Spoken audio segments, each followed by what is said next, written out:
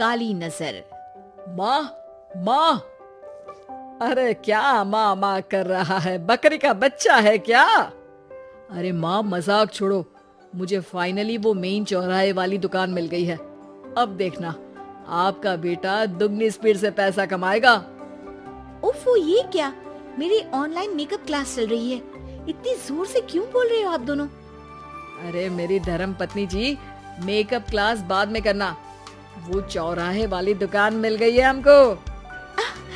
अरे वाह, रुको, मैं अपनी माँ को फोन लगाकर बता देती हूँ। अरे मैं भी अपने रिश्तेदारों को बता देती हूँ, कितनी खुशी की बात है। हाँ हाँ, मैं भी अपने दोस्तों को बता देता हूँ, 1 हफ्ते बाद रजिस्ट्री है। बस घर में खुशी का मौका था। उन तीनों ने अपने अपने फोन उठाए और लोगों में बात फैलाना शुरू कर दिया। और रही सही कसर श्वेता बहू ने अपने पड़ोस में सबको बताकर कर दी। अरे वर्मा आंटी, अब हम भी जल्दी कार ले लेंगे, घर का रेनोवेशन होगा और ठाट से रहेंगे हम भी। अरे ऐसा क्या हुआ? लॉटरी बाटरी लग गई है क्या? अरे इस बार चौराहे वाली मॉल में हमको भी दुकान मिल गई है, दुकान नंबर 21, जो एकदम चौराहे पर है। अब ग्राहक बढ़ेंगे तो आमदनी भी बढ़ेगी ही ना। अरे वाह, कितनी खुशी की बात है। मैं बहुत खुश हूँ तुम्हें इतना खुश देख के। बाकी एक बात कहूँ, सबको मत बताते फिरना, किसी की नजर लग जाएगी तो खुशी की खबर वापस लौट जाएगी। हैं? ऐसे थोड़ी ना होता है, अब डरा रही हूँ। अरे सही कह रही हूँ, काली नजर कहते हैं इस चीज को, जब आप किसी को कुछ बताओ और वो काम बिगड़ जाए। अरे लेकिन मैं तो... तुमने सबको बता दिया ना? हाँ, फोन लगा लगा के। अब बच के रहना, काली नजर बड़ी खतरनाक होती है। श्वेता इतनी खुश रहती है कि वो वर्मा आंटी की बात पर ध्यान ही नहीं देती, जबकि पड़ोस में और भी लोगों से खुशी की खबर शेयर करती रहती है। अगले दिन राजेश बहुत दुखी होकर घर आता है।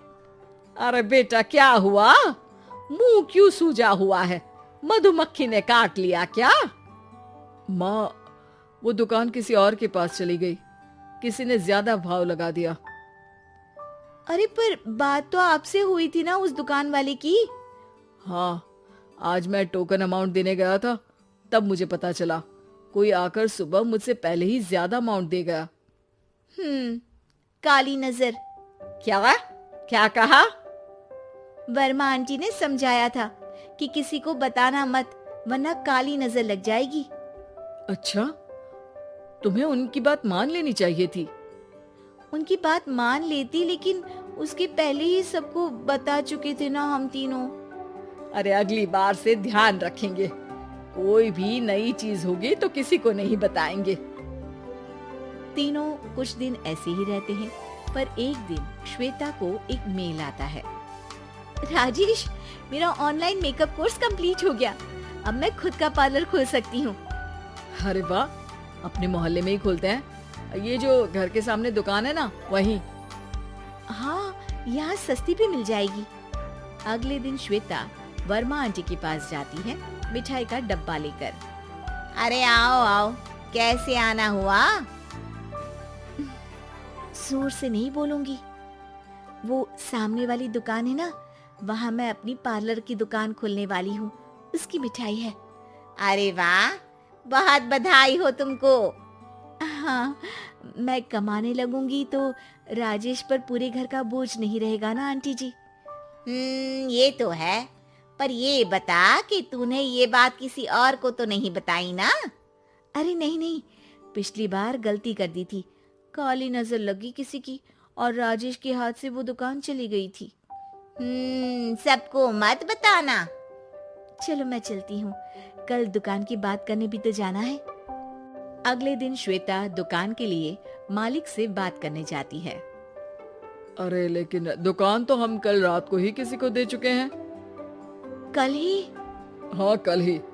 2 दिन बाद कोई यहाँ पार्लर भी खोल लेगा, अब कहीं और दुकान देख लीजिए। अरे पर हमको भी तो पार्लर ही खोलना था। भाई एक ही दुकान है, आधी आधी तो नहीं दे सकता ना मैं। राजेश और श्वेता घर पर हताश होकर आ जाते हैं। इस बार तो किसी को बताया भी नहीं था, अब किसकी काली नजर लग सकती है? सुनो, तुमने माँ को बताया था क्या? अरे कैसी बात कर रही हो, माँ की नजर थोड़ी ना लगेगी। पक्का तुमने किसी को नहीं बताया था ना? सिर्फ वर्मा आंटी को बताया था, उन्होंने ही मुझे किसी को नहीं बताने को कहा। अरे यार तुम भी सही हो, मेरी माँ को नहीं बताने को कह रही हो, पर वर्मा आंटी को बताना तुम्हें जरूरी लगा। अरे वर्मा आंटी ने ही तो काली नजर के बारे में बताया था ना, वो हमेशा हमारा भला ही तो चाहती है। मेरी माँ भी हमारा भला ही चाहती है। अरे पर चिल्ला क्यों रहे हो? बात नहीं कर सकते क्या आराम से? नहीं आता वो आराम से बात करना, और करना भी नहीं चाहता हूं मैं।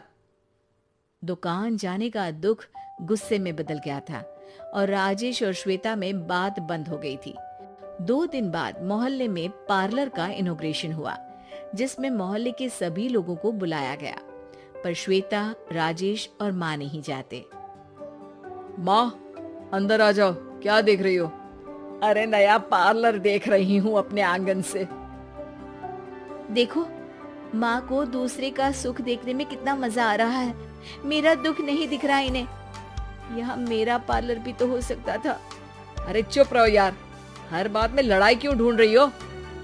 राजेश और श्वेता फिर बहस करने लगते थे। तभी माँ ने दोनों को बाहर बुलाया। अरे जरा देखो तो, दुकान चलाने वाले का बोर्ड पर नाम क्या लिखा है? श्रुति वर्मा। गाड़ी निकाले बेटा, हमें कहीं जाना है। काली नजर का इलाज कराने? राजेश अपनी बाइक निकालता है। तीनों ट्रिपलिंग कर रहे हैं। माँ राजेश को उस मॉल वाली दुकान पर लेकर जाती है जहाँ राजेश अपनी दुकान खोलने वाला था।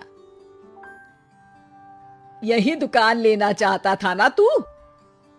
हाँ, पर इनको भी दुखी करने लेकर आई हो क्या यहाँ पर दुकान दिखाकर? वहाँ काफी नहीं था? अरे श्वेता थोड़ा सब्र रख, अभी पता चलेगा कि हम यहाँ क्यों आए हैं। बता, इस दुकान चलाने वाले का नाम क्या है? अनुपम वर्मा। कुछ समझ में आया? वो दुकान वाली श्रुति वर्मा, ये दुकान वाला अनुपम वर्मा, और हमारे पड़ोस में हमने उस दुकानों के बारे में बताया किसको था? अब वर्मा आंटी को। मतलब वर्मा आंटी ही हमारा काम बिगाड़ रही है? नहीं नहीं, ऐसा नहीं हो सकता, ये बस इत्तेफाक है। राजेश अपना फोन निकालता है और श्रुति वर्मा और अनुपम वर्मा के नाम फेसबुक पर सर्च करता है, जहां ये दोनों ही वर्मा आंटी के रिश्तेदार होते हैं। श्वेता को समझ में आ जाता है कि वर्मा आंटी की ही नजर काली नजर है। अब क्या करना है? कोई भी खुशी की खबर हो तो काली नजर से बचना है, यानी वर्मा आंटी से बचना है। अरे पर मुझे ये समझ में नहीं आया कि वो हमारे साथ ऐसा क्यों करेंगी। अरे बेटा, एक सीख है, दूर के आदमी को आपकी तरक्की से कम परेशानी होगी, पड़ोसी को ज्यादा।